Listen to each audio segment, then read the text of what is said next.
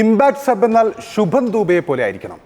Impact sub എന്ന രീതിയിൽ അദ്ദേഹം ഈ ടീമിലേക്ക് എത്തുകയും രാജസ്ഥാൻ റോയൽസ് അതായത് പഞ്ചാബിനെതിരെയുള്ള മത്സരത്തിൽ റിക്വയർഡ് റൺ റേറ്റ് 12 എന്ന നിലയിൽ നിൽക്കുമ്പോൾ അദ്ദേഹം ക്രീസിലേക്ക് എത്തുകയും 12 പന്തിൽ 31 റൺസ് നേടിക്കൊണ്ട് ടീമിനെ വിജയ വഴിയിലേക്ക് എത്തിക്കുകയും ചെയ്തു.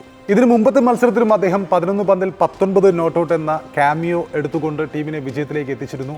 ഈ മത്സരത്തിൽ പഞ്ചാബിനെ അതായത് അജയ്യരായി കുതിച്ചുകൊണ്ടിരുന്ന ഈ ടൂർണമെന്റിൽ ഒരു മത്സരത്തിൽ പോലും തോൽക്കാതിരുന്ന ശ്രേയസ് അയ്യരുടെ ടീമിനെ തോൽപ്പിക്കുന്നതിൽ രാജസ്ഥാന് വേണ്ടി നിർണായക പങ്കുവഹിച്ചത് ശുഭൻ ദൂബയുടെ ഇന്നിംഗ്സ് ആണ്. നമുക്കറിയാം ശിവൻ ദൂബെ, നമുക്കറിയാം ചെന്നൈ സൂപ്പർ കിങ്സിന്റെ താരമാണ്. ശുഭൻ ദൂബെ രണ്ടും ഏതാണ്ട് പേരിൽ സാമ്യമുള്ള താരങ്ങളാണ് ശുഭം ദൂബെമാർ.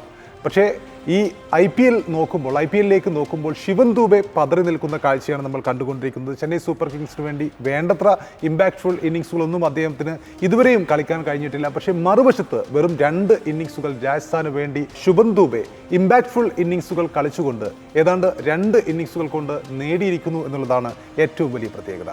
ഈ മത്സരത്തിലേക്ക് വരുമ്പോൾ ഡൊണോവൻ ഫെരേരിയും അതുപോലെ തന്നെ ശുഭൻ ദൂബെയും അവസാന നിമിഷങ്ങളിൽ രാജസ്ഥാനെ വിജയ വഴിയിലേക്ക് എത്തിക്കുകയായിരുന്നു.